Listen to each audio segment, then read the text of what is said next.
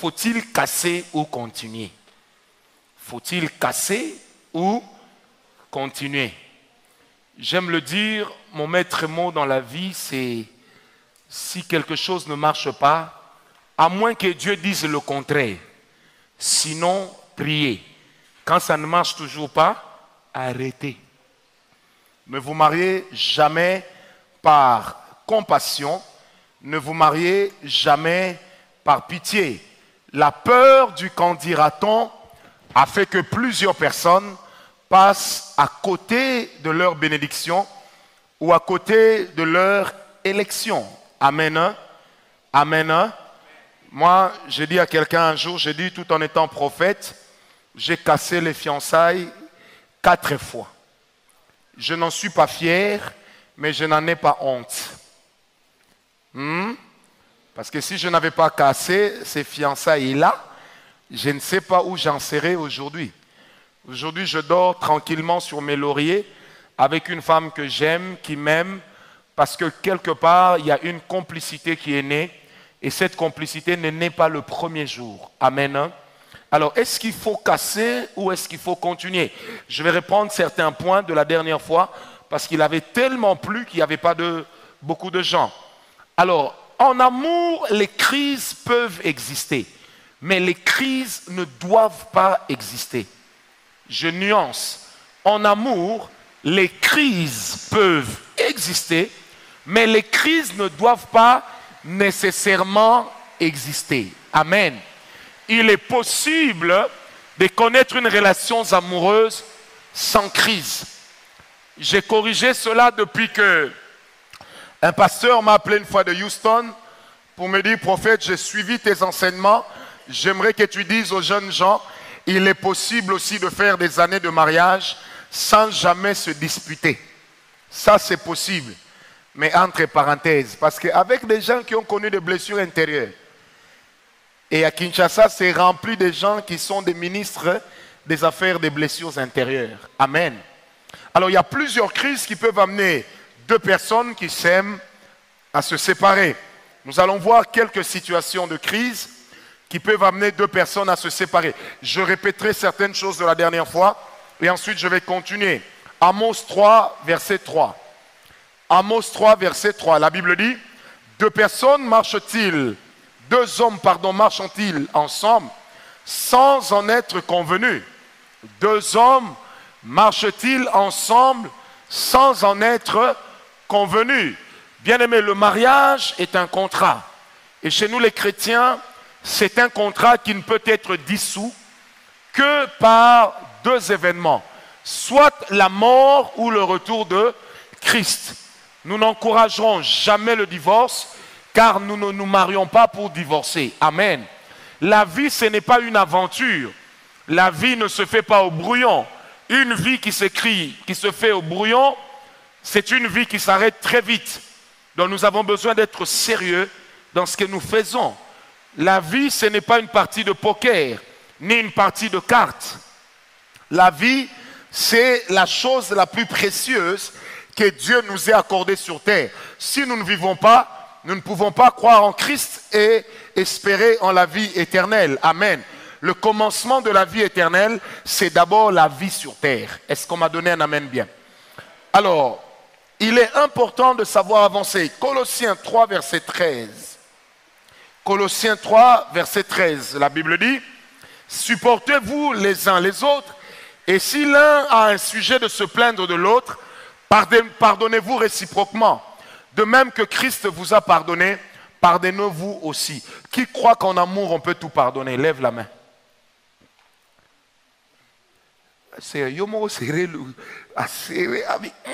Question piège. Non, il n'y a pas de piège. Qui croit qu'en amour on peut tout pardonner? Il n'y a pas d'abstention, on reprend. Qui croit qu'en amour on peut tout pardonner? Là, tu ne crois pas? Toi, tu n'as pas levé les mains, tu ne crois pas que la Bible soit vraie. En amour, on peut tout pardonner. Mais dans le mariage, amen.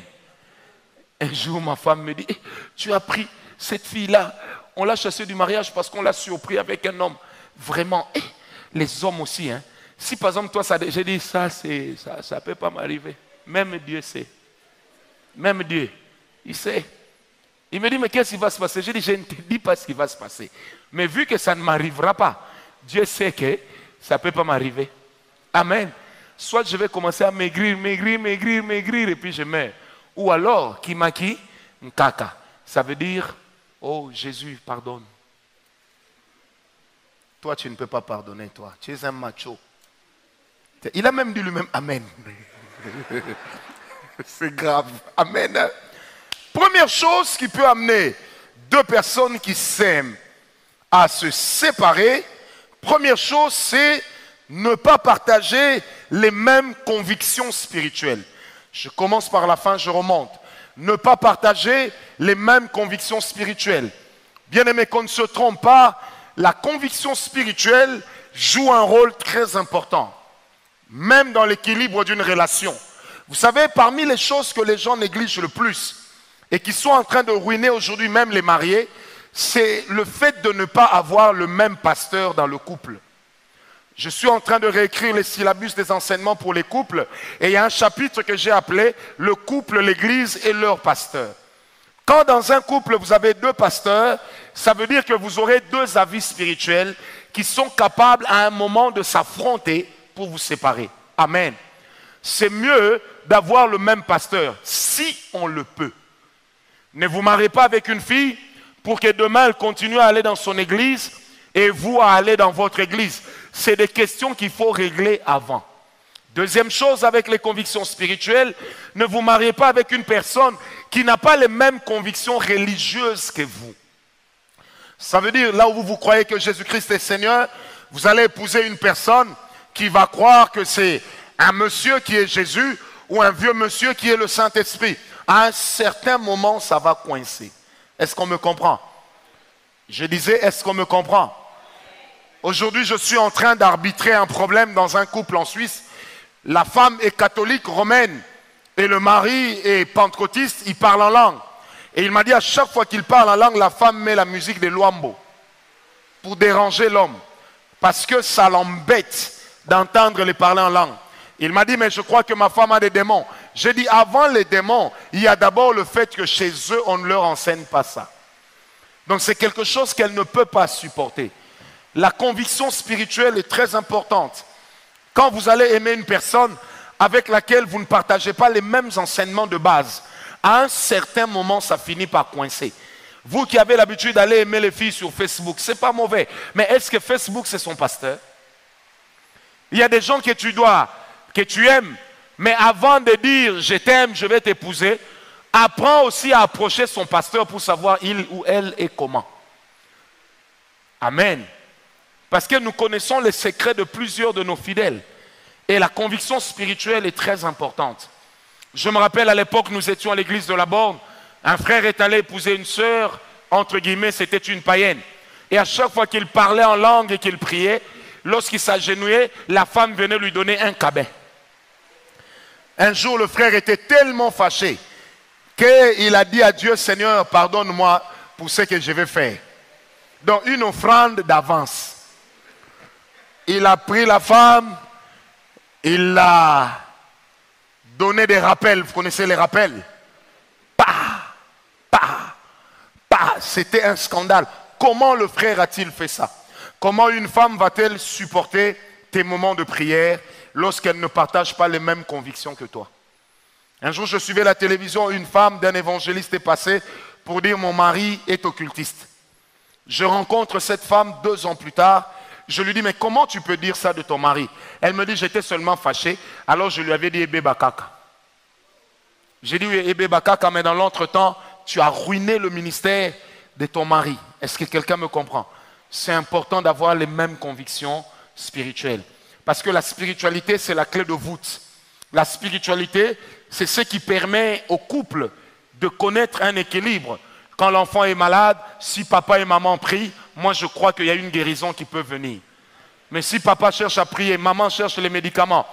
Papa dit, Dieu m'a dit que l'enfant doit rester ici. Et maman dit, hey, tu veux que mon enfant meure? En cas de problème, il y aura un sérieux problème dans ce foyer. Est-ce que quelqu'un m'a donné un amen?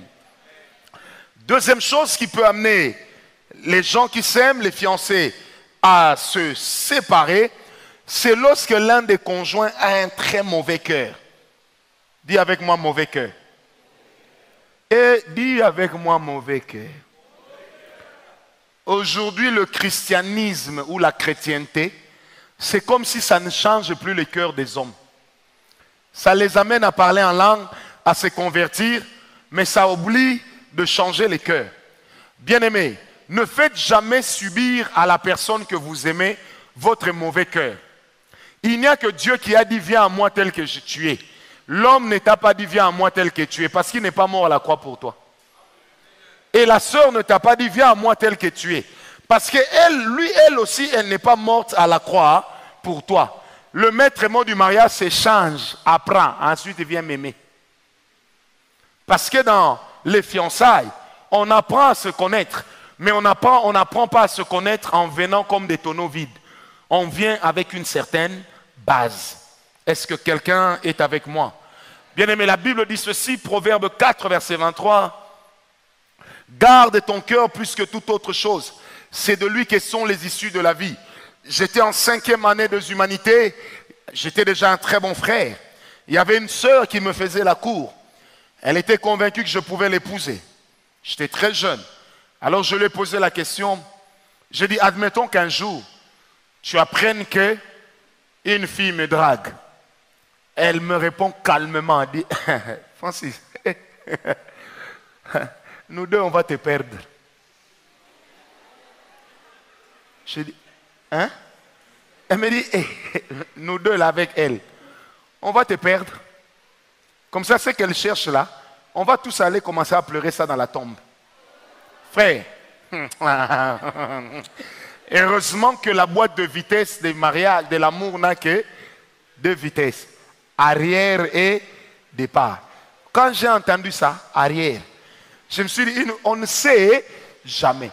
Nous ne nous marions pas pour pécher. Je lui ai dit, tu ne te dis même pas que peut-être que c'est elle et que moi je n'ai même pas de sentiments réciproques. Elle dit, ça ne me regarde pas, tu n'auras qu'à t'arranger. Je vais me promener avec un écriteau, c'est écrit, ne m'aimez pas, j'appartiens à quelqu'un, ne m'aimez pas, j'appartiens à quelqu'un, ne m'aimez pas, j'appartiens. Non frère, est-ce que quelqu'un me comprend? Il y a des gens dont les cœurs sont tellement mauvais. Si Dieu permet que tu comprennes ça, c'est pour ne pas t'engager avec lui. Toi, tu vas aimer. Elle est tellement mauvaise qu'elle va manger au restaurant pendant que chez eux, il n'y a rien à manger. Mais le jour où il manquera à manger chez toi, elle aura à manger dehors. Une dame qui a un esprit de fonctionnaire. Donc, elle prend le petit déjeuner avec un gros pain. Vous savez, comme j'ai vu un frère le faire, il m'a édifié en mal. Dans le pain, il a mis la margarine, il a mis l'omelette, il a mis l'avocat, il a mis le corned beef, et puis il a ajouté les confitures. Alors je lui dis, avec tout ça, comment tu peux faire dans la confiture? Il y a du sucre dans. Il me dit non.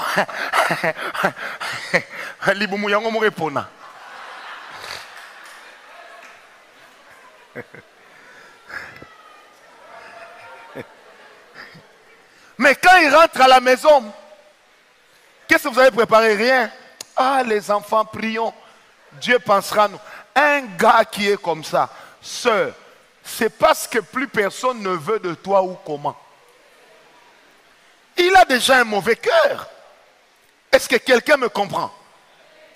Amen ou pas amen? Moi, j'aime cette phrase, il faut la retenir. Là où Dieu n'a pas changé un homme en 30 ans, ne pense pas que toi, tu vas le changer en 20 ans. Quelqu'un qui parle en langue qui a un mauvais cœur, il est à craindre. Il est à craindre. Une personne qui critique trop finira par te critiquer toi aussi, tu sais ça. Mais il faut faire attention avec les gens de mauvais cœur. Est-ce que quelqu'un m'a compris? Or, il y a des gens qui ont un cœur tellement mauvais que même le diable peut s'asseoir et apprendre. Donc il y a des gens, il est tellement mauvais que toi-même tu te poses la question, si cette personne n'a pas un PhD en mauvaisité de cœur, c'est une méchanceté hors pair, gratuite. J'ai connu une sœur, si elle met l'eau au feu, et que les gens viennent, elle va commencer à ajouter l'eau.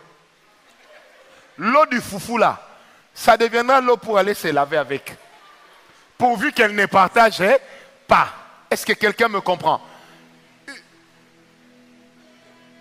Eh bien, tiens, mon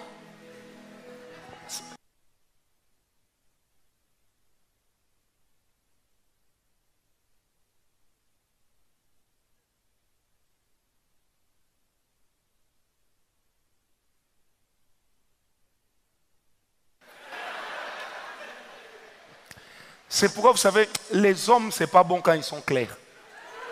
Un homme doit être sombre. Amen. Troisième chose, c'était pour rire. Amen. Sinon, il y a des frères qui vont dire, le prophète nous a blessés. Non, c'était pour rire. Les blancs n'est pas là. Il faut dire à les blancs.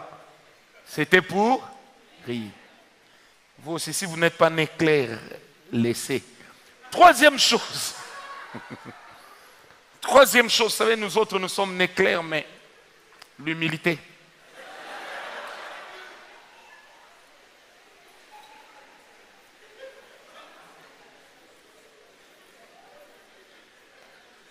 La Bible dit que l'humilité vous fasse voir les autres comme étant au-dessus de vous. Vous, vous êtes clair, moi je suis noir. Danis, Dieu te bénisse. Troisième chose qui peut amener deux personnes qui s'aiment à se séparer, c'est un problème criant de tempérament. J'avais eu enseigné ici sur les incompatibilités. Et j'avais parlé du problème de tempérament. Tu dois connaître ton tempérament, tu achèteras le CD, tu comprendras mieux l'enseignement. Tu dois connaître ton tempérament pour savoir le genre de personne qu'il te faut dans la vie. Parce que le choix du conjoint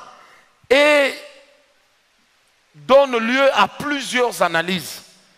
Quand quelqu'un de nerveux va épouser une personne de colérique, quelque part il y a un problème. Quand quelqu'un de sanguin va épouser une autre personne sanguine, vous allez finir comme ce couple que j'ai connu à Lipen. Si vous les entendez se battre, 1 heure après, il y a un silence, ils font l'amour. Donc l'excitation de la femme, c'est qu'on la tape. Donc avant de la taper mystérieusement, il faut d'abord lui donner des coups. En fait, elle a un problème psychologique. Est-ce qu'on me comprend? Et cette femme pouvait s'insulter avec son mari de la maison qui était à peu près à 25 minutes de l'arrêt, jusqu'à l'arrêt, jusque dans le bus, elle sera en train d'insulter. Moindre action, réaction. Vous allez remarquer que des fois, nous avons un langage que nous employons souvent pour dire, moi ce genre de personne, je ne peux pas me marier avec. Frère, ne néglige pas ces choses. Amen. Hein? Parce que demain, si tu épouses une personne dont les problèmes de tempérament sont criants, cette personne peut te sortir de ton cocon.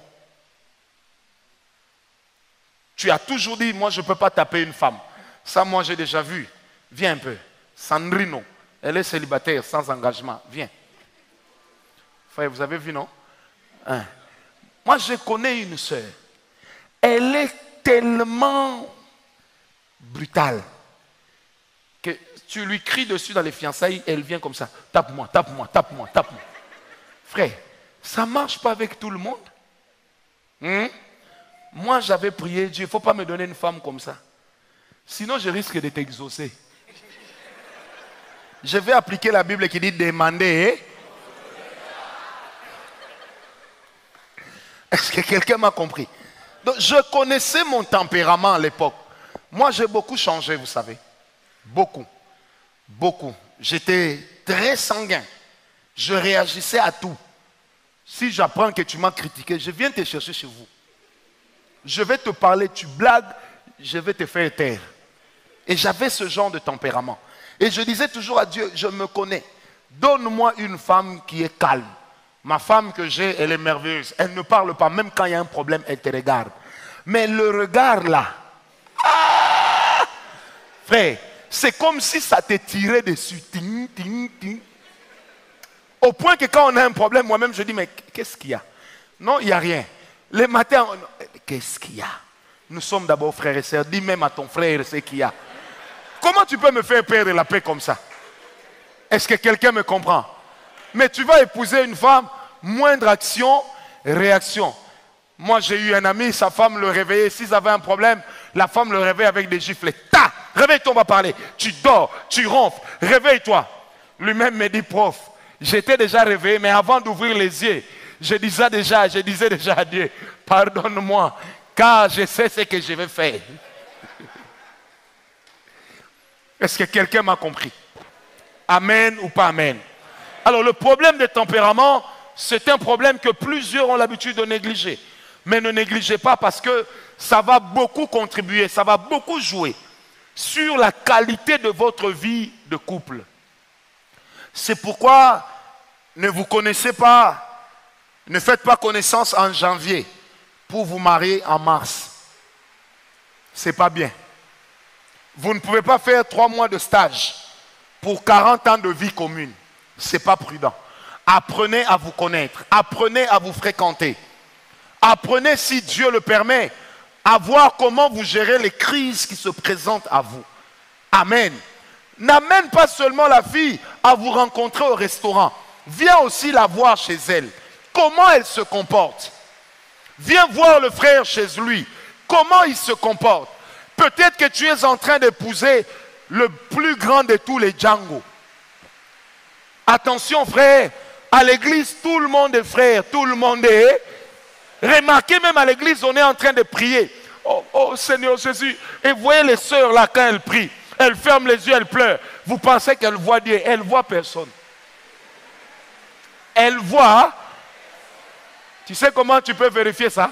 Quand elle prie comme ça, vole-lui son sac. Et,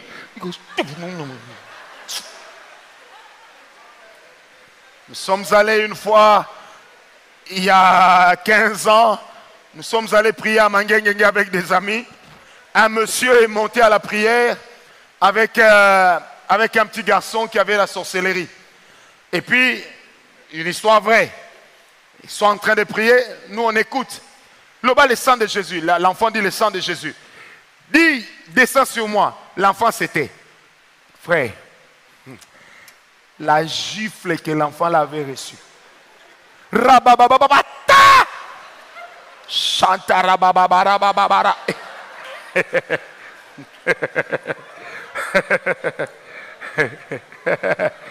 Et vous ne pouvez pas imaginer si le caractère peut ruiner un ministère, a fortiori la vie conjugale.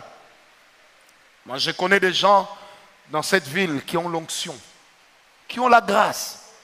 Mais quand le caractère ne suit pas, qu'on vous donne le temps, les gens vous fuiront. Amen.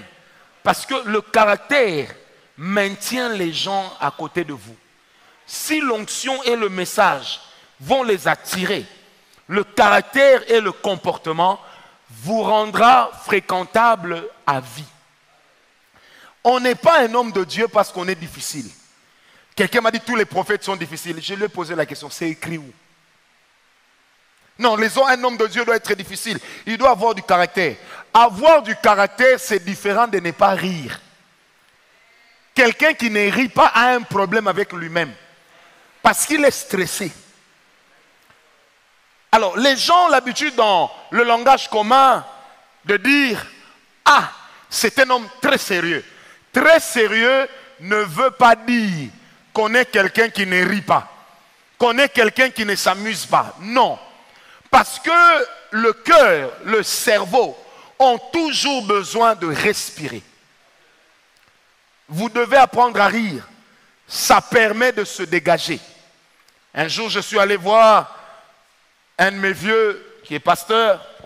Quand on arrive, j'arrive chez lui. À peine il sort de la maison, je lance une blague. Il sourit. Je lance la deuxième blague, il rit. Après, il me dit, ah mais Francis, soyons sérieux. Je dis, vieux, est-ce que c'est parce que tu as souri que tu as cessé d'être toi? Est-ce qu'on me comprend? Amen. Quand vous êtes frustré, serré, ça c'est la 4e chose. Quand vous êtes frustré, trop stressé. Vous savez, le stress et la frustration dans la vie d'un être humain, c'est comme l'eau. L'eau, vous ne pouvez pas la retenir indéfiniment. Plus elle s'accroît en quantité, à un certain moment, l'eau va se frayer un chemin.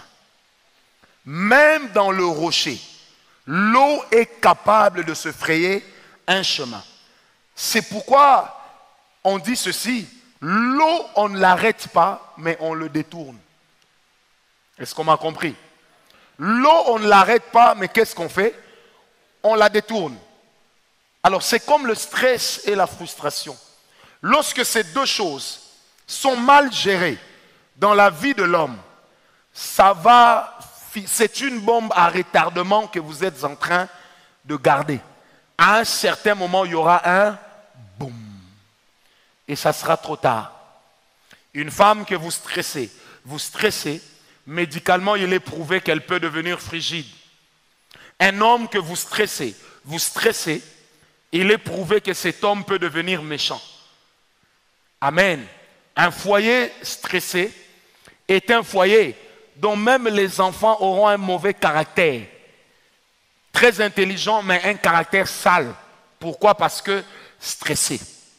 Est-ce que quelqu'un me comprend? Bien aimé, vous savez, j'aimerais rendre hommage à tous ces serviteurs de Dieu que nous avons l'habitude de critiquer jour et nuit. Parce que des fois, vous ne savez pas à quel stress nous sommes butés, à quelle frustration. Vous savez, un jour, je disais à quelqu'un, je l'ai dit à la réunion des mamans, à l'église Parole de Foi, je leur ai dit, vous savez, des fois, j'entends des gens dire, je ne viendrai plus à l'église parce qu'on m'a manqué du respect par une sœur du protocole. Je ne viendrai plus à l'église parce que quand je saluais le pasteur, il m'a à peine répondu. Je lui ai posé la question. Et si un jour vous venez au culte un dimanche, vous dites où est Père Franck, on vous dit il est au bureau, il dit qu'il ne va pas prêcher parce que en entrant, la sœur du protocole ne l'avait pas salué. Qu'est-ce que vous direz? C'est un pasteur sans maturité, vrai ou faux? Alors imaginez combien d'immatures nous avons dans l'église. Mais combien de personnes, en réalité, prennent leur pasteur pour des souffres-douleurs? Combien d'hommes dans les foyers prennent leur pasteur pour des souffres-douleurs? Combien de femmes prennent leur mari pour des souffres-douleurs? Bien-aimé, si tu compares la vie de certaines personnes à la tienne, moi je le vis personnellement. Certaines personnes m'appellent à 2 heures du matin. Avant je répondais, j'ai arrêté. À partir de 22 heures, je ne réponds plus. Un jour, une dame m'appelle. Elle a tellement insisté. Il était 3 heures du matin. J'avais omis d'éteindre mon téléphone. Mon épouse me dit, chérie, réponds. Quand je réponds, il y a une dame qui me dit, je viens de faire un rêve, j'ai fait un cauchemar. Elle m'explique son cauchemar. En fait, son cauchemar était mon cauchemar. Parce qu'après, elle m'a dit, maintenant je suis soulagé de vous avoir dit ça, je vais pouvoir dormir. J'ai dit, madame, maintenant, toi tu es soulagé, tu vas pouvoir dormir. Mais moi, je ne vais plus dormir. Tu m'as coupé le sommeil alors que j'ai un sommeil qui est léger. 2, tu m'as raconté une histoire qui a tellement tourné mon cerveau que je suis obligé de réfléchir et de prier. De 4, tu me dis déjà que je vais vous appeler à 6 heures pour savoir ce que Dieu a dit. En fait, qu'a fait la personne? Elle t'a transmis sa frustration par procuration. Et vous avez des gens comme ça, même dans les fiançailles. Il a un problème chez eux, il vient jeter tout son dévolu. Il vient se dégager sur la fiancée. Il s'est disputé avec sa grande sœur. Quand il voit sa fiancée, Sandy, Sandy, tu blagues avec moi. Aujourd'hui, une blague. Tais-toi. Qu'est-ce qu'on a fait? Rien. Bien-aimé, un cœur blessé, une vie frustrée, une vie stressée, finit toujours par stresser les autres. C'est quelqu'un m'a compris. Est-ce que vous savez que même certaines prédications que nous prêchons à l'église sont également fonction de notre état d'âme? Il y a des gens, ils peuvent comme ça, toi tu iras en enfer, tu iras en enfer, tu iras en enfer, comme s'il avait la clé de l'enfer. Donc là où Jésus a donné la clé du ciel, lui il a refusé, il a seulement pris la clé de l'enfer. Des fois nous les condamnons. Entrons dans la vie de beaucoup de pasteurs. Vous allez remarquer qu'il y a beaucoup de gens qui sont frustrés. On les traite des voleurs à longueur de journée. On les traite d'escrocs à longueur de journée. Vous savez, un jour, je disais à quelqu'un, c'était il y a longtemps, il faut bien souligner, il y a longtemps. Il m'a insulté comme ça. Vous savez, je l'ai regardé, j'ai fermé un œil. J'ai commencé à les regarder avec l'autre. Il me dit, tu me regardes comme ça, pourquoi? Hein? Faux pasteur. J'ai dit, je l'ai tenu d'abord par la main ici. Il a essayé de bouger, il a senti l'encouma. Après, je lui ai dit à l'oreille, tu sais que toi vraiment, si je ne priais pas, tu allais dormir à l'hôpital. Tu vas rien me faire, tu vas rien me faire. J'ai encore serré un peu. J'ai entendu, ah mais tu me fais mal. J'ai dit non, c'est l'avant-propos. Est-ce que quelqu'un me comprend? Alors une personne peut dire, mais comment un homme de Dieu peut réagir comme ça? Frère, Jésus a dit, si on te gifle la gauche, donnez. Si on te gifle la gauche, donne quoi? Lui-même avait donné. Cet évangile-là va commencer seulement chez moi. Hein? Donne-moi un amen bien. J'ai dit, donne-moi un amen bien. Vous savez, quand on était de l'autre côté, là où on louait, je suis au bureau en train de travailler. Et puis, j'entends un jeune homme qui tape à la porte de mon bureau. Bon, bon, bon. Sors ici, aventurier. Il avait des problèmes, il était un peu fou. Alors je sors calmement, plus gaillard que moi. Il dit, je suis venu te taper. Ah! Donc je l'ai regardé, j'ai eu pitié de moi. Je me suis dit, quelques années en arrière, il n'allait pas dire ça. Vous savez, il va, il prend une bouteille, il ramasse la bouteille, il casse la bouteille. Il commence à me menacer avec. Et moi, j'étais calme et je l'observais. Et une famille qui louait dans la parcelle, l'une des mamans dira, hey, prof, fouille. J'ai dit non, je vais fouiller pour aller où? Si je fouille, vous allez dire encore dans les quartiers, j'ai fouillé un démoniaque. Donc, voyons voir. Dans mon cœur, je priais, je disais, Seigneur, touche-le. Qu'il ne fasse pas ce qu'il pense faire. Sinon, il va regretter. Vous savez, à un moment, il s'est montré tellement menaçant. Frère, vous savez, le vieil homme n'est pas mort. C'est pourquoi nous le crucifions. Il n'est pas mort. Oh, quand j'étais, non, je suis dedans. C'est seulement endormi. Il va mourir le jour de ma mort. Vous savez, j'ai reculé, il s'est approché. Je recule, il s'est approché. À un moment, il essaye de mettre la bouteille. Ah! Rassurez-vous, je n'ai pas tapé. Je l'ai seulement maîtrisé le temps que les autres frères arrivent. Les frères voulaient le taper, j'ai dit non, laissez. Ça, c'est le diable qui voulait nous tenter. Est-ce qu'on me comprend? Vous savez, quelquefois, et je le répète, c'est un problème que nous négligeons. Mais la frustration et le stress détruisent beaucoup de foyers, détruisent beaucoup de relations amoureuses. C'est pourquoi à la prochaine réunion, quand je parlerai sur le parcours de l'amour, il faut apprendre à avoir le temps de rigoler, le temps de jouer, le temps de se promener, le temps de danser, le temps de rapper, le temps de faire des blagues, pas de plaisanterie. Quelqu'un me comprend? Il faut avoir ce temps-là. Pourquoi? Ça vous permet de vous vider de votre stress. Si vous êtes trop stressé, vous finirez par avoir des cernes. Vous savez, le stress et la frustration qui sont mal gérés ont poussé plusieurs personnes à l'impudicité. Ont poussé certains foyers, certaines personnes qui s'aiment à l'adultère. Parce qu'on a un stress duquel on ne peut pas se défaire. On a un stress, on n'arrive pas à s'en défaire. Frère, moi chez moi à la maison, quand j'ai ma femme et mes enfants, quand je stresse, je mets la musique, on danse. On rigole. On achète des fusils, on met de l'eau dedans. On s'est fait la guerre. J'ai 2 filles et 2 garçons. On fait les filles contre les garçons de la maison. Au début, ma femme était carrée. Quand nous on joue comme ça, elle me dit, moi j'aime pas jouer. C'est pour les enfants. Après un temps, elle a compris que jouer était important. Et quand elle a commencé à jouer, elle a commencé à grossir. Parce que la santé que certaines personnes ont, c'est seulement parce qu'elles sont stressées. Elles sont frustrées. Amen. Le stress et la frustration, ça peut détruire l'amour. Parce que tu chercheras à te défouler sur l'autre. Le comble, c'est que tu risques de te défouler en la défonçant. Et ça, c'est mauvais. Est-ce qu'on m'a compris?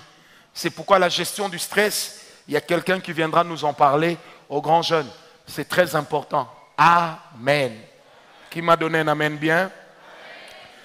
Quantième chose. Cinquième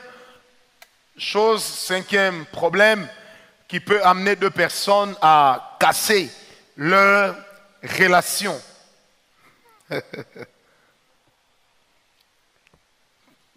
C'est la sécheresse financière et matérielle. Lorsqu'elle dure longtemps et qu'elle fait face à un manque de patience. L'insécurité s'installe. Le confort s'en va. Parce que financièrement et matériellement, ça ne va pas. Vous savez, ça n'engage que moi. L'évangile du monde francophone, je ne l'aime pas. Notre évangile se résume sur une page, une phrase. Toute chose concourt au bien de ceux qui aiment. Quand tu n'as pas mangé, Dieu a gagné quoi dedans? Réponds-moi. Quand tu souffres, Dieu a gagné quoi dedans? Au contraire, Dieu peut même perdre une âme. Combien de nos jeunes sont en train d'aller aujourd'hui dans ce pays, dans cette ville, à l'islam, suivre tous ces Libanais? Combien vont chez les hindous? Manque de travail, suivre tous ces Indiens. Combien de jeunes qui achètent des belles voitures dans la ville de Kinshasa, dans la ville de Libreville, j'ai vu ça, dans la ville de Port-Gentil, de Franceville, dans la ville de Conakry, dans la ville de Yaoundé, dans la plupart des villes francophones africaines. Combien de garçons aujourd'hui ne sont-ils pas devenus des PD? Ils doivent leur promotion à l'homosexualité. Il y en a plusieurs. Quand je parle ici, j'ai plusieurs visages qui circulent dans ma tête. Combien de jeunes avec lesquels moi j'ai grandi à l'IPEN, aujourd'hui il y en a combien qui sont devenus des PD? Combien sont devenus des rosicruciens, des francs-maçons? Un jour, quelqu'un m'a même dit, prof, j'ai tellement souffert dans la vie, j'ai décidé que je ne peux plus souffrir. Alors j'ai pris ce qui se présentait à moi. Le manque de persévérance, bien-aimé. Lorsque la crise financière et matérielle s'installe, lorsqu'elle devient criante, elle est capable de faire craquer même les plus tenaces. Oh, donne-moi un amen bien. Vous allez remarquer quelqu'un qui reste 40 ans dans l'opposition, mais il accepte d'être ministre parce qu'il n'en peut plus. Est-ce que vous avez compris? Vous savez, à l'époque du maréchal Mobutu, il y avait un ministre belge de la culture. Il était connu pour ses positions contre les dictateurs africains. On organisait un colloque ici, c'est une histoire connue et vraie.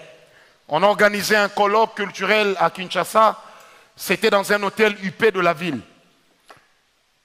La conférence se passait au premier niveau de l'hôtel, lui était logé dans la suite présidentielle.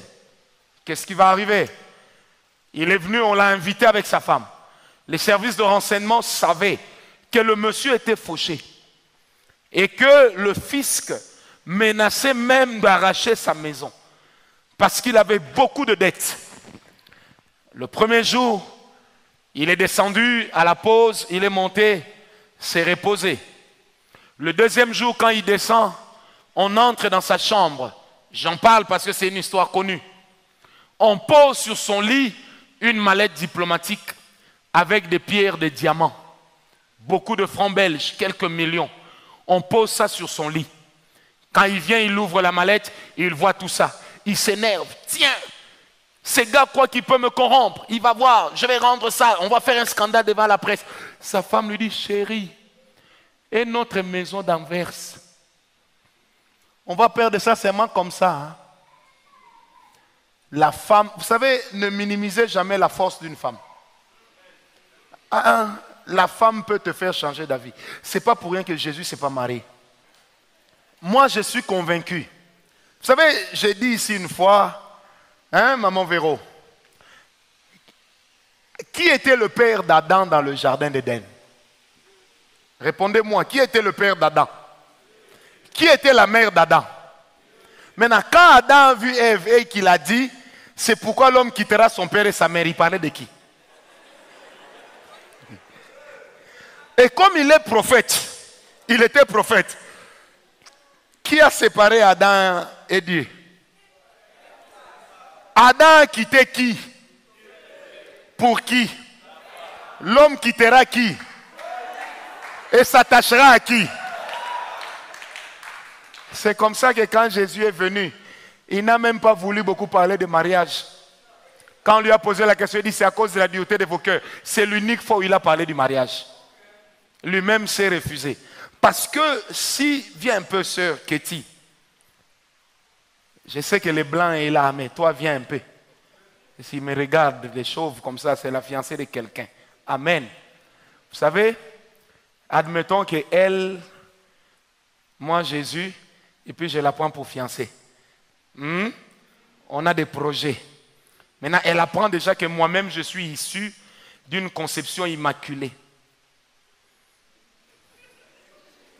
Déjà dans les fiançailles, elle-même commence à se dire, peut-être qu'on va avoir un enfant hein, sans rien faire. Comme lui-même est né avec le Saint-Esprit. C'est déjà un problème. Vous savez ça? Deuxième problème. Comment dire à la femme que tu as épousée que je vais mourir à la croix pour eux? La femme a une mémoire terrible. Ce n'est pas écrit dans la Bible, c'est moi qui pense. Elle allait dire ceci à Jésus. Et quand une femme fait et elle n'a rien dit, frère, tu es déjà en insécurité. Parce que toi-même, tu commences à imaginer c'est quoi la suite. Elle dit, eh.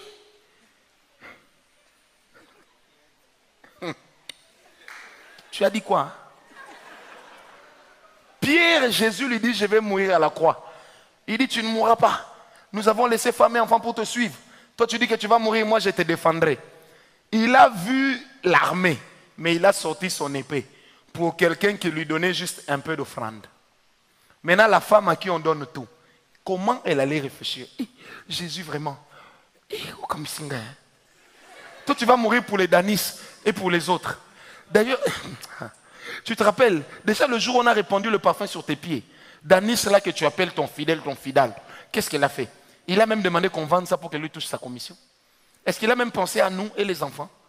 Et puis le jour où tu as manqué l'argent pour payer le fisc, tu étais obligé d'opérer un miracle, non? Et lui et eux, ils étaient où pour se cotiser? Et puis toi, tu vas me dire que tu vas mourir pour eux. Et nous et les enfants, tu es sûr qu'ils vont s'occuper de nous? Papa. Je vous assure, ça aurait été un problème. C'est pourquoi Dieu s'est présenté lui-même comme Adonai et comme El Shaddai. Il s'est présenté comme Dieu mon père et comme Dieu ma mère. Parce que Dieu lui-même, c'est les femmes. Frère, dites avec moi, tous les hommes, dites les femmes. Non, t'as là. Tu vas voir une femme courte comme ça, mariée à un homme comme ça, mais elle lui parle. Tu blagues avec moi? Et puis le gars, il est calme. Mais tu blagues avec moi? Tu blagues? Et puis Dieu a fait les choses d'une manière terrible. Un homme peut être grand, la femme courte, mais ils se rencontrent.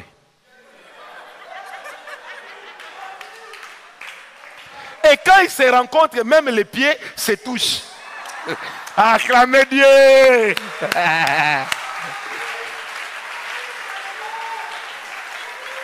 Est-ce que quelqu'un m'a compris?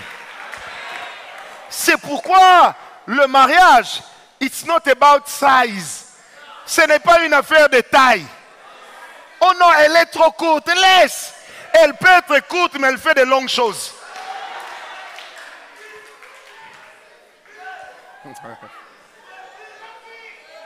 Peut-être que l'énergie qui l'a empêché d'être lancée, elle peut l'investir dans autre chose.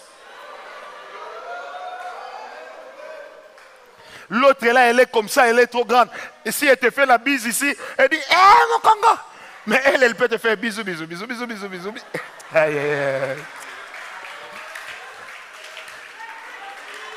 La taille, c'est rien. Acclamons un peu les femmes.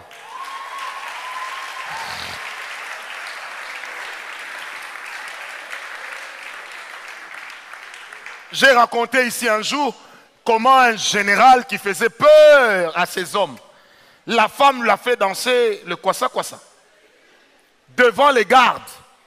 Elle dit, tu blagues avec moi? Non, je te dis, tu blagues avec moi? Une petite copine de 22 ans. Le papa d'autrui, quand il entre chez lui, tout le monde a peur. Mais la fille lui dit, tu m'aimes? Oui, si tu m'aimes, danse d'abord kwassa. Il dit, mais moi, général, pété, 3 étoiles. Mais le gars, il est là calme et puis il regarde la famille, ah, toi aussi, toi aussi. Et puis la fille dit, descends non. Et puis il descend, ah, toi aussi. Lui-même fait tomber son stylo, il feint de les ramasser alors qu'il danse. La femme, c'est une force. Amen. Quantième chose. 6e, c'est la dépression. La dépression peut séparer les gens parce que la dépression peut amener à la folie. La dépression peut séparer 2 personnes qui s'aiment et peut même les amener à la folie. Amen. Alléluia. Est-ce qu'on m'entend très bien? C'est la 4e chose. 7e chose. Qu'est-ce qui peut amener 2 personnes qui s'aiment à se séparer? C'est l'incapacité d'unir nos visions. Quand nous n'arrivons pas à unir nos visions, il est difficile de se marier. Est-ce que quelqu'un m'a donné un amen? Bien-aimé, la première des choses qu'il faut faire quand vous voulez vous marier, c'est également d'apprendre à parler sur la vie de laquelle vous avez toujours rêvé. C'est d'apprendre à partager sa vision avec l'autre. Ne laisse pas l'autre être surprise parce que tu as opéré un choix de vie qui était différent du choix que vous aviez opéré ensemble. Est-ce qu'on m'a compris?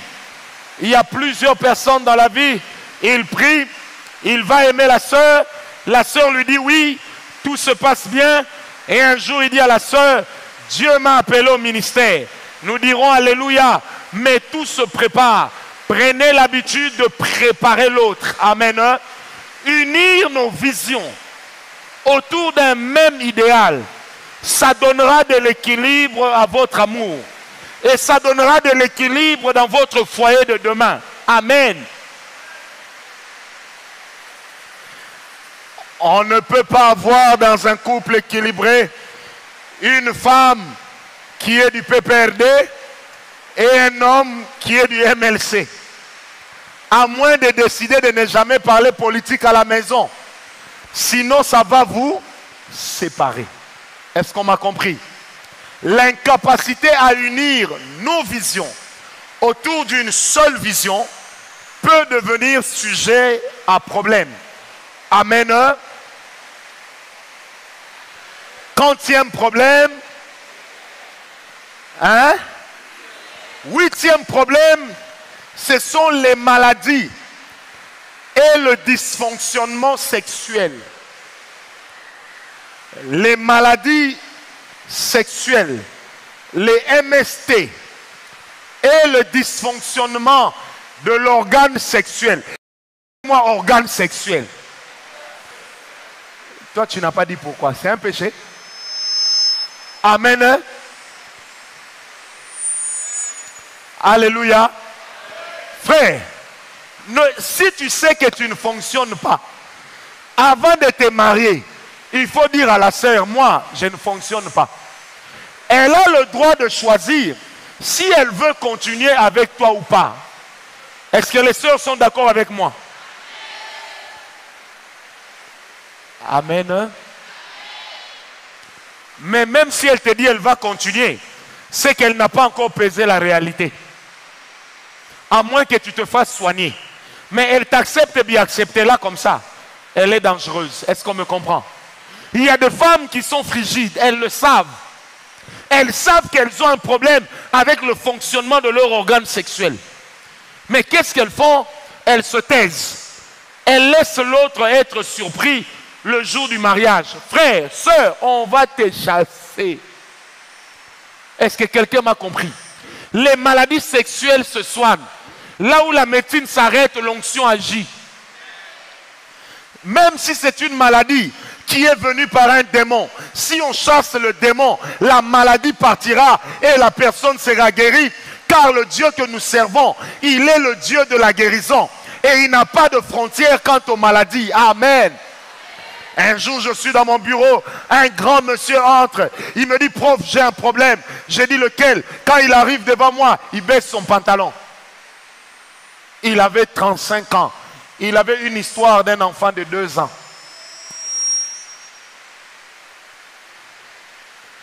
Moi-même, j'ai regardé, j'ai fait, comment l'histoire là peut être comme ça? Et puis il me dit lui-même, tel que vous voyez ça, c'est fâché. Maintenant, j'imagine quand ce n'est pas fâché. C'est comme s'il avait juste une virgule sous le pantalon. Lui-même m'a dit, prof, tu dis souvent, moi je ne me marie pas, je ne me marie pas. Il dit, avec... Je vais me marier. Et le frère a toujours des gros pantalons. Il peut cacher 2 enfants dedans et traverser la douane sans être vu. Tellement les pantalons sont grands. Moi, je ne comprenais pas. Parce qu'il sait lui-même que s'il porte un pantalon qui serre un peu, on va remarquer que oh, c'est un Chinois ou comment.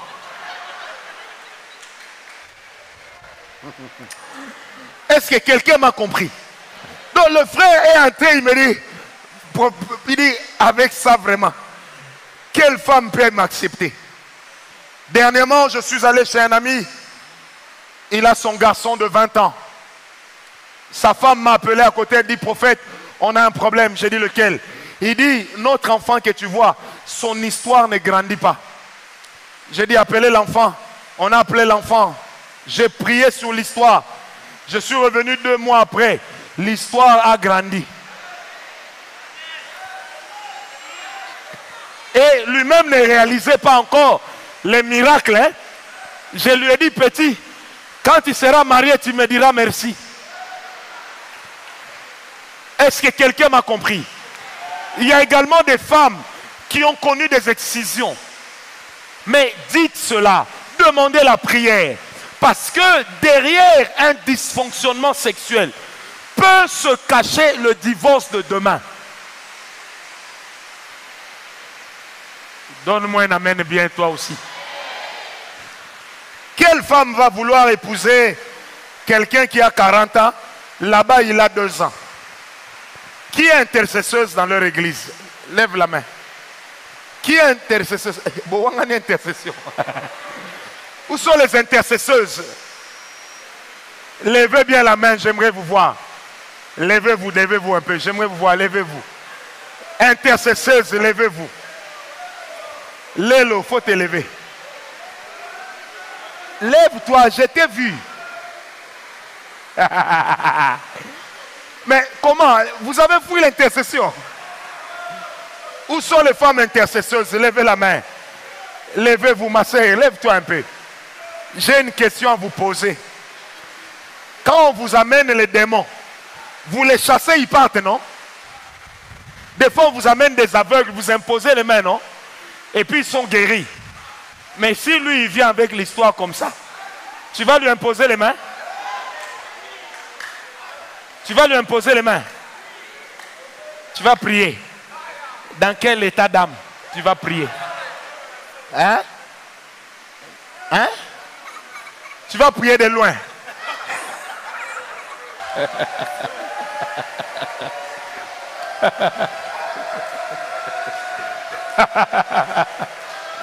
Alléluia. Bon, maintenant tu vas pleurer pourquoi?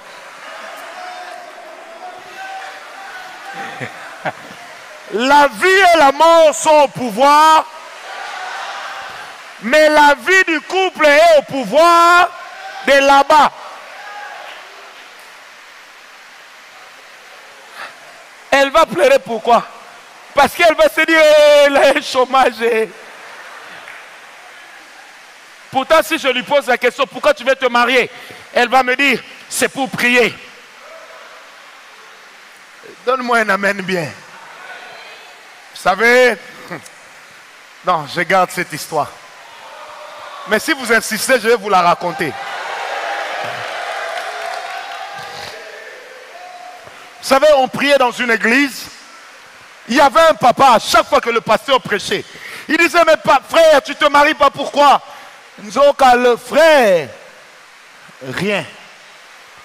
Il s'est marié, 6 mois après, la femme vient voir le pasteur, elle dit au pasteur, pasteur, le frère, il a 11 doigts. Toutes les nuits pendant 6 mois, il utilisait 3 doigts. Au début, il a commencé par 1 doigt. Après, 2 doigts. Après, 3 doigts. Elle dit, je n'en peux plus. Moi, je n'ai pas besoin de quelqu'un qui a 11 doigts. J'ai besoin de quelqu'un qui a 3 pieds. Le pasteur a convoqué le mari. Il pose la question au mari, est-ce que tu étais au courant? Il dit, oui, pasteur, je savais que je ne fonctionnais pas. Le pasteur lui dit, mais pourquoi tu as épousé la fille d'autrui? Il dit, non, j'avais la foi que Dieu allait me guérir. Le pasteur lui dit, il fallait exercer ta foi dans ton pantalon, frère. Pas sur le lit avec la fille d'autrui. Le pasteur dit au frère, je te donne 3 mois. Si tu ne te fais pas soigner, la sœur aura le droit de partir. 3 mois après, l'histoire est toujours restée à la position neutre. La femme est... Le gars a 60 ans aujourd'hui. Il est célibataire. Nous tous qui connaissons le problème, on ne lui parle jamais de mariage. Parce qu'on sait que son histoire, le seul mouvement que ça fait, c'est faire pipi. Est-ce que quelqu'un me comprend? Le dysfonctionnement sexuel, ce n'est pas quelque chose à négliger. L'équilibre d'un couple marié repose à 80% sur l'activité sexuelle.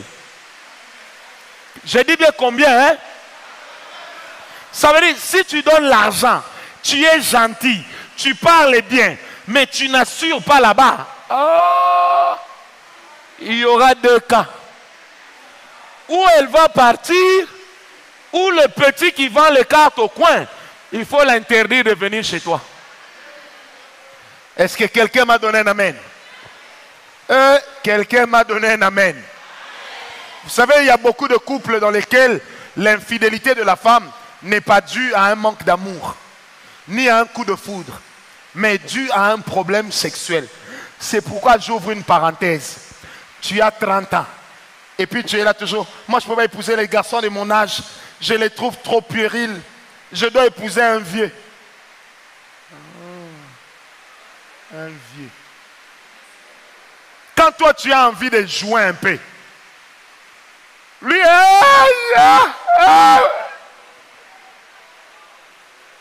j'ai mal au dos. Quelqu'un me comprend. Mais quand vous allez au lit, 3 minutes après, tu entends seulement. Pourtant, il te donne l'amour, il te donne l'argent. Mais là-bas, il ne donne rien de bon. Faites très frère. Quand ça ne va pas, je reçois tous les mercredis. Viens en cachette. Ne dis même pas à mon protocole que tu étais à la réunion des grands jeunes. Dis, j'ai passé. Dieu m'a convaincu d'entrer. Quand je vais te recevoir, dis-moi la vérité, on va prier. Amen ou pas amen? Vous savez, il y a beaucoup de pasteurs qui ont perdu l'équilibre de leur foyer parce qu'ils ont négligé l'activité sexuelle. Ils l'ont remplacée par la prière. La prière fait du bien à l'esprit et à l'âme. Ça ne fait pas du bien au corps. Mais le sexe fait du bien au corps, à l'âme et à l'esprit.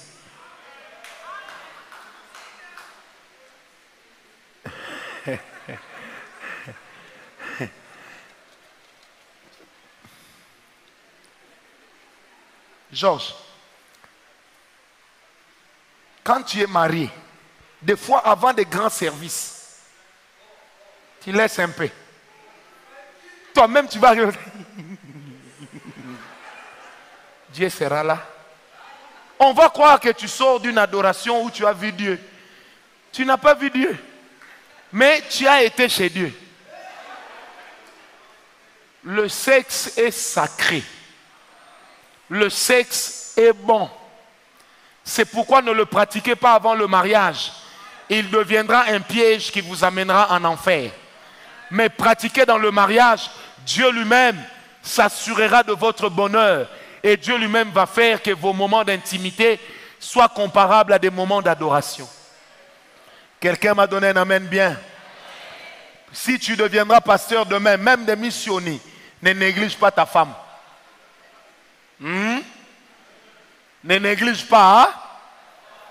Toi, l'année vient de commencer. Oh, je suis en retraite de 40 jours. 40 jours là, prends fin le 9 février. Vous jouez un peu le 15 février. Dieu te convainc encore d'entrer dans une retraite de 40 jours. Et toi, quand tu es en retraite, tu ne touches pas. Quelqu'un d'autre va toucher à ta place. Tu as compris? Donne-moi un amen bien. Il faut savoir équilibrer la prière et l'intimité dans un couple. Je connais quelqu'un, c'est l'oncle pasteur Cantos. Il est déjà mort. Il s'habillait comme Zorro. Ce monsieur, quand il s'est marié, il avait dit à sa femme, si je mets la culotte rouge, c'est que ce soir, c'est tatami. Si je mets la culotte bleue, c'est que ce soir, on va jouer seulement. Mais, il n'y aura pas de gagnant. Si je mets la culotte noire, on va dormir. Après 3 ans de mariage, la femme s'est rendue compte que les gars avaient 40 culottes rouges. Et qu'en fait, dans son placard, il n'y avait ni culotte bleue, ni culotte noire. Et un jour, ses soeurs viennent lui rendre visite. Pendant qu'elles sont en train de parler, les gars sortent avec sa culotte rouge. Donc, il passe seulement. Et il retourne dans la chambre. Il n'a rien dit. La femme, culotte rouge, culotte rouge. On lui dit, mais c'est quoi la culotte rouge?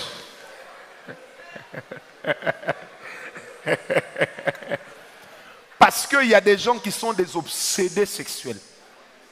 Je ne parle pas d'une obsession sexuelle. Il faut savoir équilibrer. Il y a des femmes mariées ici. Levez un peu la main, j'aimerais vous voir. Les femmes mariées sont où? Maman Priscille, maman Véro. Je sais qu'il y en a d'autres qui sont mariées, mais maman Lingenge. Parce qu'elles ont peur de ma question. La nuit, quand papa demande, vous êtes fatigué. Quand l'enfant pleure, la force, cela vient d'où? Instinct maternel. L'instinct conjugal n'existe pas. Hein? Un jour, je suis allé départager un problème dans un couple marié. La femme a accouché. L'homme aime beaucoup l'histoire. Oh non, le médecin dit 45 jours. 45 jours arrivent. Oh, le médecin dit je dois ajouter 45 jours. Ah, l'homme a craqué. Il dit au médecin, ce n'est pas lui qui t'a épousé. Vous savez, quand j'arrive, la femme me dit non, j'avais accouché difficilement par césarienne, c'était compliqué. J'ai dit maman, même si il toque, tu n'ouvres pas la porte. Ouvre même la fenêtre. Touche même. Vous n'êtes pas les seuls à trouver que vos maris sont beaux. Hein? Les autres aussi. Et c'est encore plus grave chez eux. Chez elles, pardon. Parce que elles vivent un fantasme. Elles ne vivent pas la réalité. Votre manière de comprendre ces choses, même si ça nous fait rire, ce sont des choses qui peuvent vous permettre demain d'avoir une vie de couple équilibrée. On ne remplace pas le sexe par l'argent. On ne remplace pas l'amour par les cadeaux. Jamais. À un moment, Elle en aura marre. Amen, amen. Une autre chose qui peut amener les gens à se séparer, c'est l'indécision ou le manque de décision. Vous savez, il n'y a pas pire chose dans la vie d'un homme qu'un homme qui ne sait pas se décider. Tu lui poses la question, qu'est-ce que tu veux faire de ta vie? Mon chéri, on va se marier quand? Ah, je dois d'abord aller parler avec grand-père à Bokodissou. Après, à mon retour, je vais voir. Après, je vais parler avec tantine Tati. Je dois appeler ma tantine là qui est en Belgique. Maintenant, une femme sérieuse qui a de la personnalité va te dire c'est fini. Est-ce que vous comprenez? Il n'y a rien de pire dans la vie que de tomber sur quelqu'un qui ne sait pas ce qu'elle veut, que de tomber sur quelqu'un qui ne sait pas prendre des décisions. J'avais un grand ami à moi qui est pasteur aujourd'hui. Il me disait, il dit, mon cher, j'ai aimé cette fille, je lui ai fait la cour. Elle m'a dit oui. Pour aller en parler à son père, elle me demande à moi d'aller lui en parler. Il me dit, mon cher, j'ai fait la cour à la fille, je dois aussi faire la cour au papa. Est-ce que quelqu'un me comprend? Je disais à un jeune homme qui a ce problème-là dans ses fiançailles, il me dit, oui, mais la fille m'a dit, elle ne veut plus de moi. J'ai dit, mais elle a raison. Il me dit, pourquoi? J'ai dit, mais petit, tu n'as pas de décision. Tu ne sais pas te décider. Tu ne sais pas dire non à tes parents. Imaginez, on est fiancés. Moi, je suis l'homme et elle, bien sûr, la femme, parce que nous ne croyons pas à l'homosexualité. Et puis, ma mère gronde ma fiancée devant moi en lui disant, j'ai vu tes statuts WhatsApp, je n'aime pas les photos que tu mets là-bas. C'est comme si tu cherches à séduire les gens. Et l'homme veut dire, mais maman, la maman devant la fiancée, regarde son fils, tais-toi, allez, va dormir.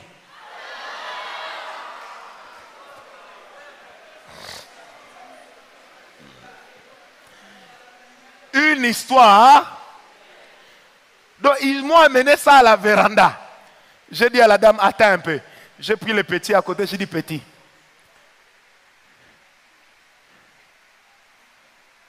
Ça va dedans? J'ai dit, mais tu n'es pas un homme avec qui une femme peut vouloir se marier. Si tu ne sais pas dire non à ta maman aujourd'hui, demain ta maman va diriger ton foyer. Est-ce que quelqu'un m'a compris? Amen ou pas amen? Tu tombes sur une soeur. On va se marier quand? Attends, on va parler quand je vais revenir de Dubaï avec ma sœur. Elle revient. Je pars encore en Chine avec ma sœur. Mais on va se marier quand? Je vais d'abord en Espagne avec ma mère. On va se marier quand? Et j'ai d'abord un vol à Paris. Il faut laisser. Dis avec moi, il faut laisser. Dans la vie, il faut savoir lire les signes du temps. Qui ici peut accepter de se marier et de se rendre compte que son mari est dirigé par son père? Lève la main. Maintenant, qui ici peut se marier en se rendant compte que c'est sa belle-mère qui dirige son foyer? Qui peut aimer ça? Une personne qui n'a pas de décision. Vaut mieux quelqu'un qui prend une mauvaise décision que quelqu'un qui ne prend jamais de décision. Quelqu'un m'a donné un amen bien. Je répète, la Bible dit, parce que tu es ni chaud ni froid, je ferai quoi? Mais en fait, Dieu n'a jamais dit si cet homme devait être froid ou chaud. Hein? Mais il a seulement dit, parce que tu manques de position, je t'ai vomi. Bien-aimé, ne pas avoir une position dans la vie, être une personne indécise, c'est une catastrophe. Est-ce qu'on m'a compris? Comme hier, je pose la question à quelqu'un. Vous allez vous marier quand? Je ne sais pas. Mais on l'a déjà doté. Vous allez vous marier quand? Je ne sais pas. Vous allez faire combien d'enfants? Je ne sais pas. Maintenant, toi, tu es qui? La maternité. Donc, tu attends seulement d'accueillir les nombres d'enfants qui viendront. Il faut savoir prendre des décisions au nom de Jésus. La dernière des choses ce soir, qui peut amener deux personnes qui s'aiment à se séparer, c'est lorsque la femme ne sait pas préparer et que l'homme ne sait pas s'occuper de lui-même.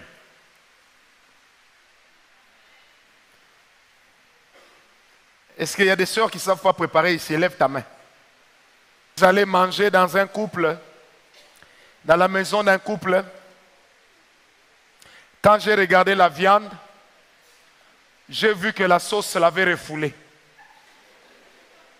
C'est-à-dire la dame a sorti la viande du congélateur. Au lieu de laisser la viande dégeler calmement, elle a mis ça dans l'eau chaude. Oubliant que ça change déjà de couleur.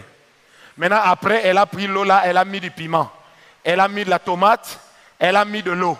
Ça bouillit comme ça, bouillon. Et puis elle nous a servi ça. Donc quand tu regardes, tu vois que la sauce avait refoulé la viande. J'ai été manger chez quelqu'un, surtout les femmes balouba là.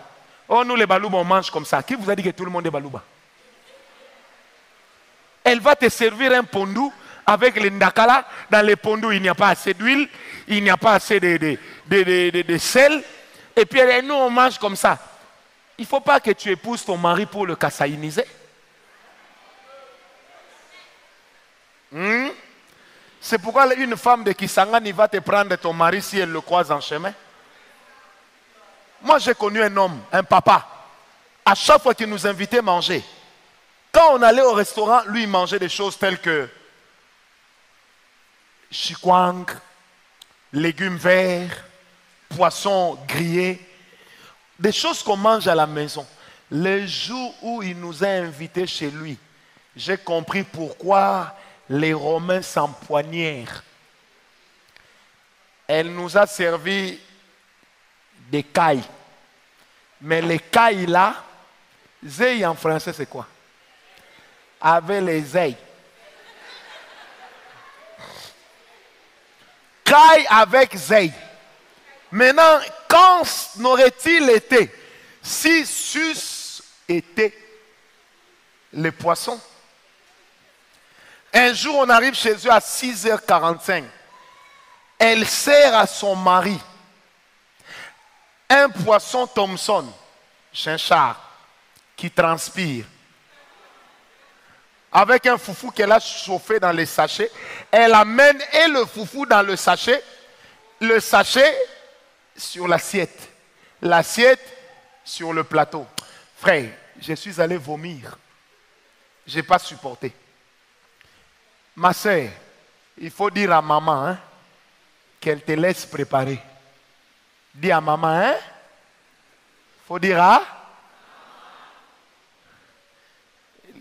Montrez-nous vos ongles, les sœurs. Montrez les ongles, montrez. Il faut montrer les ongles. Il faut montrer, il faut montrer. Il faut montrer, il faut montrer. Il faut montrer. Il faut montrer. Comment toi tu prépares, tu nettoies les habits, tu as des ongles jusqu'ici.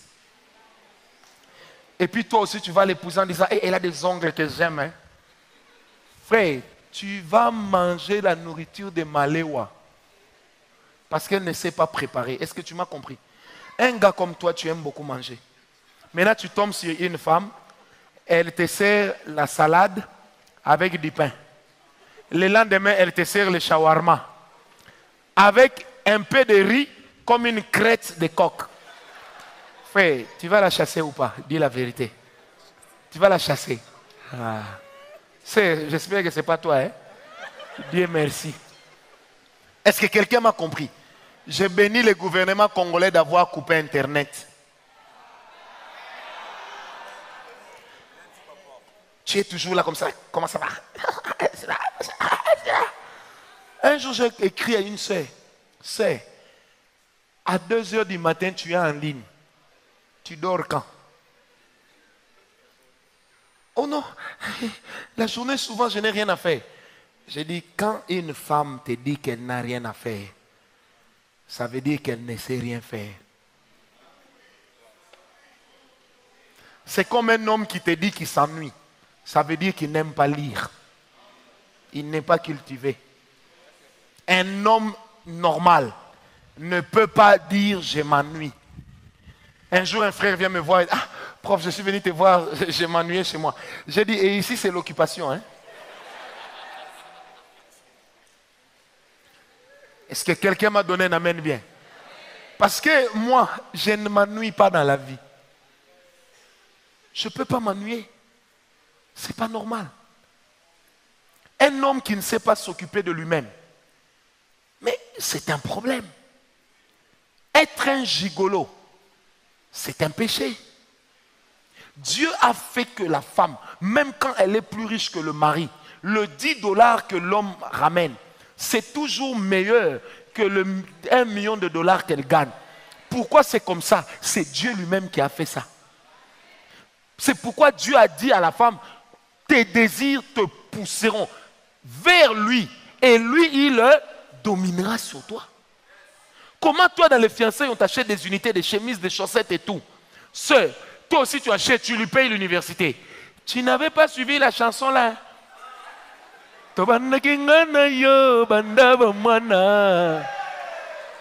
Est-ce que quelqu'un m'a compris? Frère, la musique païenne nous instruit. Et les frères là, ils font, ah, toi tu es né au ciel, hein? Est-ce que quelqu'un m'a compris? Moi aussi, je connais ça. Paye les minervales de ton frère. Non, mais moi, je paye son minerval. Quand il va finir, on va se marier. Ça ne marche pas toujours. Quand il va finir, il va se souvenir que tu ne parles pas bien français. Il travaille chez Vodacom, chez RTL. Il commence à chercher des femmes qui vont commencer à parler français, comme la petite sœur de la princesse Stéphanie de Monaco. Et après, toi, tu es là. Les hommes des ingrats. Nana Tinda qui Yolanda grand jeune. Tu comprendras qu'il y a des choses qu'on ne fait pas. La prise en charge financière d'un homme par une femme est prohibée. Un homme, le respect d'un homme à la maison, c'est surtout lorsqu'il est capable de ramener quelque chose. Maintenant, si dans les fiançailles, il ne peut même pas t'acheter une bouteille de vernis, parce qu'il n'a même pas la capacité de se débrouiller pour te l'avoir. Maintenant, vous avez planifié la date du mariage là, en fonction de quoi? On va se marier en juin. Et puis on ira en Espagne. Brazza même, vous n'êtes jamais arrivé. C'est Espagne, vous irez. Avec ces ambassades où tu viens demander le visa, on te dit, tu as déjà voyagé. Un jour, j'ai posé la question à une consul. Mais il faut bien qu'il y ait une première fois. Amen ou pas amen? Joue à la DV, ma chère. Et gagne. Au moins, la personne ne te posera la question. Tu as déjà voyagé. Amen. Hein? Est-ce que quelqu'un est avec moi? Et la dernière des choses qui sépare deux personnes qui s'aiment, c'est la mauvaise gestion de la distance. Lorsque la distance est mal gérée et que vous avez toujours des problèmes, vous finirez par, excusez-moi, par vous séparer. La distance mal gérée sépare des personnes qui s'aiment. Surtout pendant les fiançailles où on n'a pas assez de repères. Est-ce qu'on me comprend? Alors, faut-il continuer ou arrêter? C'est à vous de décider. Je crois en une chose et je crois que ce que je vais dire est vrai.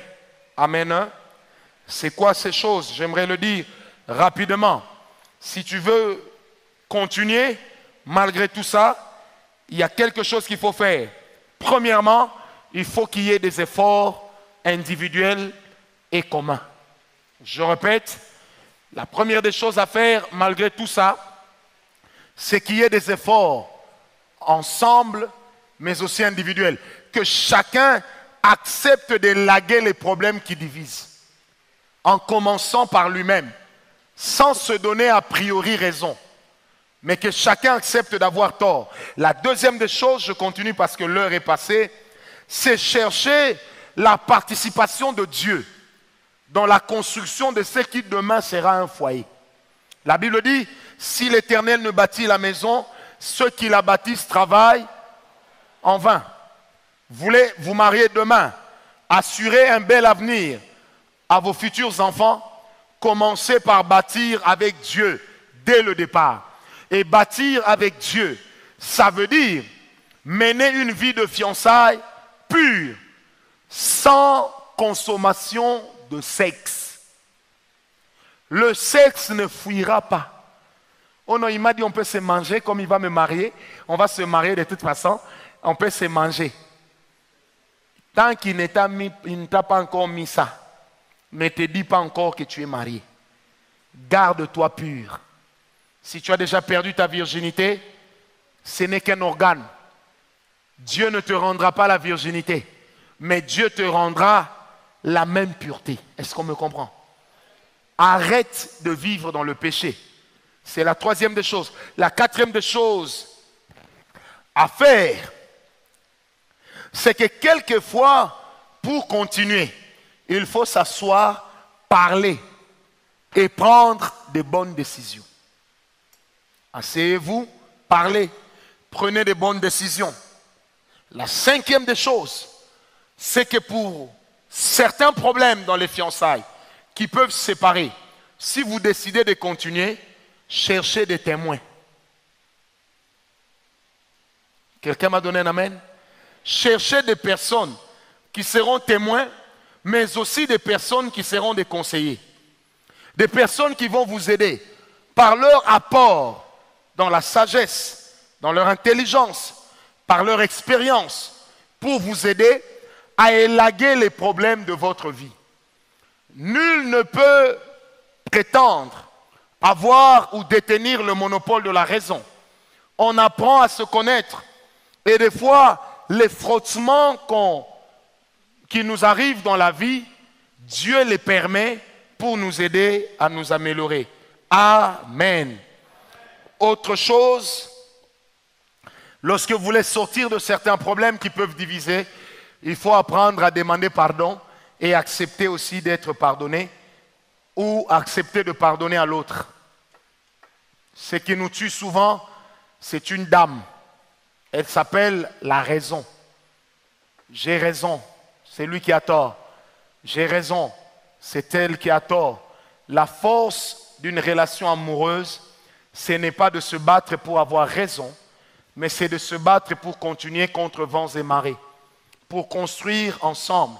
Parce que là où Dieu lui-même est témoin, il y a toujours moyen de reprendre, de rebondir et d'atteindre le but, car le Dieu que nous servons est le Dieu fidèle. Une autre chose à faire, est-ce que je peux continuer?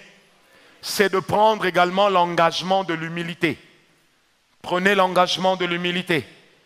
Prenez cet engagement, c'est important. Dis à l'autre, s'il y a un problème, parle-moi.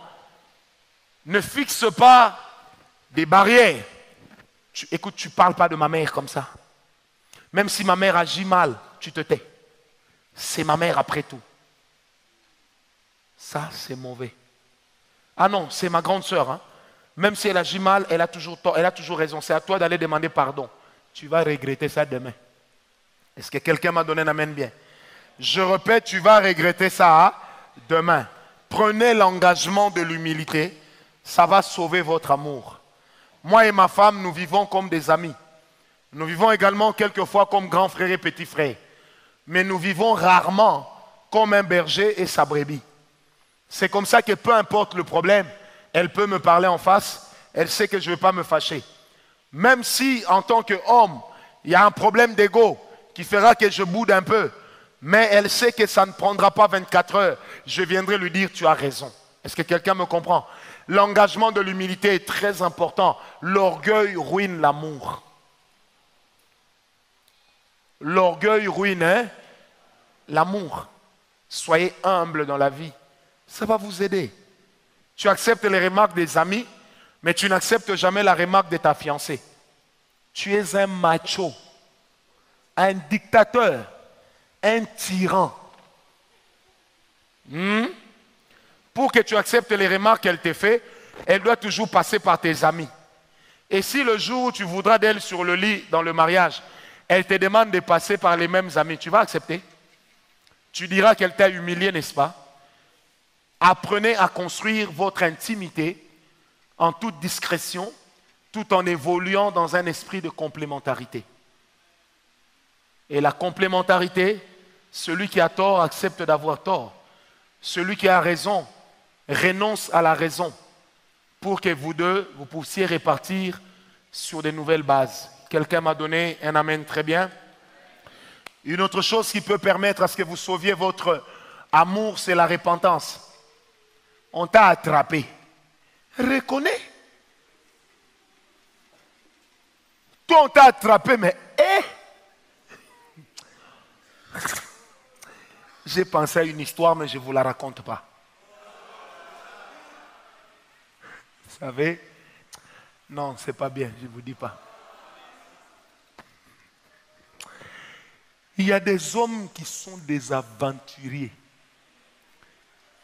Le gars oublie son téléphone à la maison. La concubine appelle. Quand elle a appelé, paf, ça a déverrouillé le téléphone. La femme en profite pour entrer dans la galerie photo. Elle voit des histoires, des histoires. Et comme elle avait la sagesse, elle prend les photos, elle renvoie ça au mari. Mais le mari s'est déjà préparé à la guerre de l'Irak. Donc quand il rentre à la maison, mine serrée, le premier enfant qui vous dit, tu as fait tes devoirs? Non papa, ta! Le deuxième enfant, et toi tu as mangé? Papa, pas encore, pa! Quand la maman vient me chercher, tais-toi, tu as dit tais-toi, tu blagues avec moi? Le gars cherche un faux fouillant. Il cherche par où il va sortir. Est-ce que quelqu'un me comprend? Dis un peu à ton voisin, quand on t'a attrapé, répands-toi. Maintenant, dis-lui, même si on ne t'attrape pas, répands-toi. Vous savez comment les hommes infidèles se répandent lorsqu'on ne les attrape pas? Chérie, je te demande pardon et pour ce que j'ai fait et pour ce que je n'ai pas fait. Et puis les jours, ça se saurait, il dira, mais je t'avais déjà demandé pardon, non? Est-ce que quelqu'un m'a compris? Une autre chose, c'est qu'il faut l'encadrement d'un aîné spirituel, mais aussi d'un leader, de quelqu'un qui est déjà passé par là. Est-ce que je peux continuer? Nous sommes en train de terminer. Et si le problème est médical, je l'ai dit tantôt, il faut accepter de se faire soigner. Il faut accepter de se faire soigner. Il y a des gens, la manière dont ils ronflent. Vous savez que c'est une maladie? Tu as l'argent pour mettre les unités, pour acheter des iPhones, pour acheter des S10, des S11, pour acheter le dernier Huawei, HTC. Tu as un Mac, mais vends ça. Va te faire. Le mariage, ce n'est pas une martyrisation. Il y a des femmes qui dorment. Le fait qu'elles dorment, c'est un exploit. C'est la grâce. Parce que quand le gars, il ronfle, c'est comme si c'était une parade militaire au moment où les chars de combat passent. Moi, j'ai entendu quelqu'un ronfler.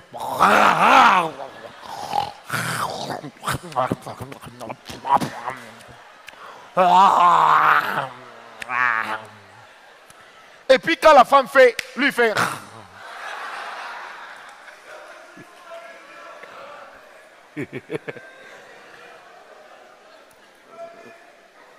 Mais quand la femme ronfle, elle a souvent l'habitude de dire je suis enrhumée. Et si elle est grosse, elle va dire c'est la grossesse qui me fait ronfler. Mais il y a des gens, je suis entré en retraite avec 2 amis pasteurs. J'ai eu le malheur d'être au milieu. 6 nuits de retraite, c'était 6 nuits blanches.